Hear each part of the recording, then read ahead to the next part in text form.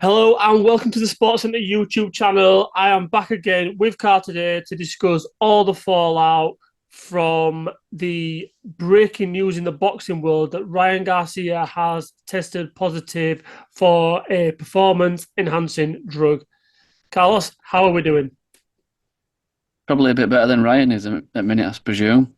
And a bit of a, well, I say a bit of a bit absolute mad turn of events today because the boxing world were upside down anyway. The fact that they actually beat Devin Haney, and now all of a sudden this has come out, and I mean we'll get into all the politics of boxing as it goes. So just gonna have a bit of a rundown of the sequence of events that's happened. So it's come out that an adverse finding has been found in his test, which was taken, I believe, the day before the fight, and that adverse finding is a performance enhancing drug. So I'm going to go PED to break it down, ostarine, and that is what I read to be it supports muscle growth and gives leaner muscle mass.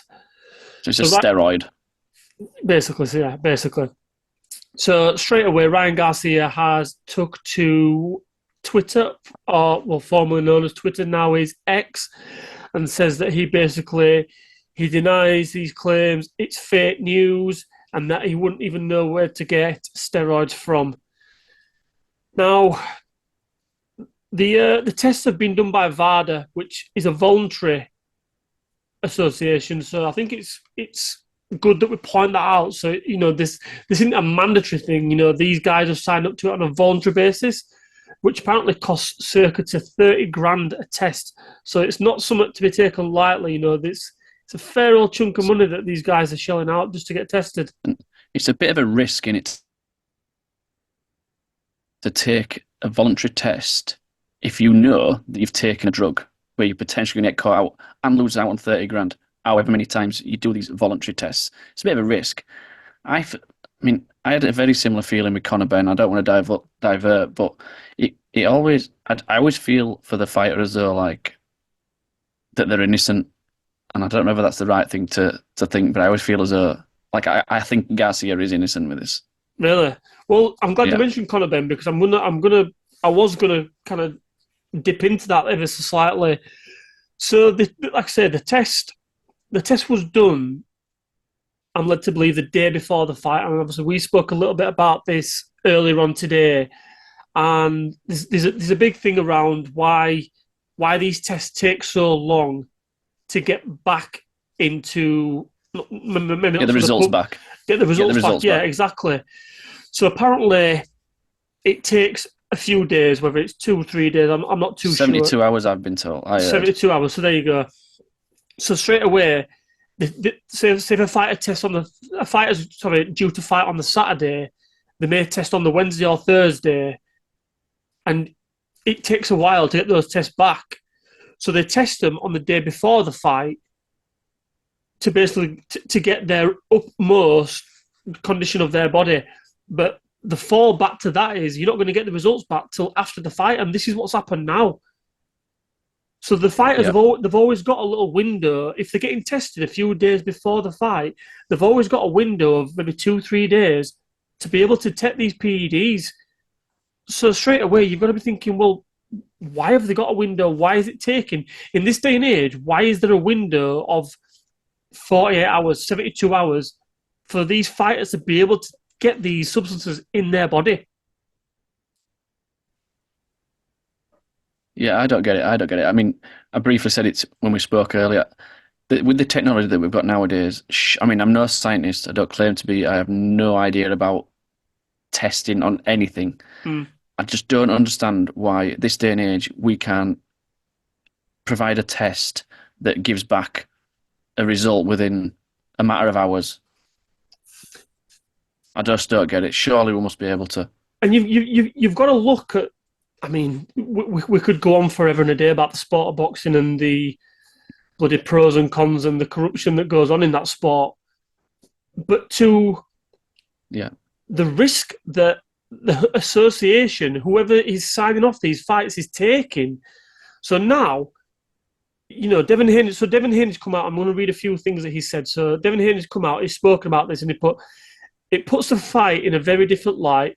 Unfortunately, Ryan cheated and disrespected the fans and the sport of boxing, and that he had to fight dirty. He owes the fans an apology, and then he also goes on to criticise him for his tweets and basically says, "We put our lives on the line for this sport to entertain the fans, and you're basically fighting dirty." Now, he's got 10 days to appeal this, and he gets his B sample tested, so he's not guilty yet. He's guilty, but he's not absolutely bang right guilty yet. So he can appeal this. But again, you've got to think to yourself, like you say, you go back to you saying, in this day and age, how the hell are they letting guys go in the ring and fighting, putting their lives on the line, knowing that there's this sample that still could come back in the background that we've got to wait another few days for? It's frightening. It's absolutely frightening. It could be life threatening. It's ridiculous. They could actually really, really hurt somebody. Not just hurt somebody. It could be fatal, depending on how strong or how much stuff they take. It's dangerous. And how boxing can't clean this up is unbelievable. Well, this is why I'm glad you mentioned about Conor Benn, because it's been almost 2 years, I think, or might even be over 2 years, and he's still not cleared his name. He bangs on all the time that I'm innocent, and I've got this big-ass document. It's like, well, hang on a minute. Why don't you prove that you're innocent? But he's still allowed to fight over in America on a different border control because he's not banned under their authorization. It's fucking ludicrous. It's absolutely mental. It is. I just don't get it. And not only that as well, it's like Ryan Garcia now. I imagine he's got all his checks cashed. So everything, all his winnings that he'll have taken from that Haney fight will be in his bank right now. Is he going to get them stripped if he gets absolutely found bang rights? If the B sample comes back and he's still testing positive, is he going to get all that stripped? I don't know whether it would be in his bank or not, because it should be going. Is it called escrow? Apparently it's not. Yeah, I know. I've read about this today. Apparently it don't go into an escrow. Yeah. You should put all the money into the escrow until you know. You should do it until you know full well all tests are back, everything's clear. Yeah. Everything's sorted, and then once them results have been sorted, you can then divert it to wherever it's supposed to go. Yeah. But getting that back off him now is going to be, because he put a load of money on himself, didn't he? Yeah, he bet on himself as well. Yeah, absolutely. So bookies are going to be after him as well. Never mind the prize monies that he won from the official fight.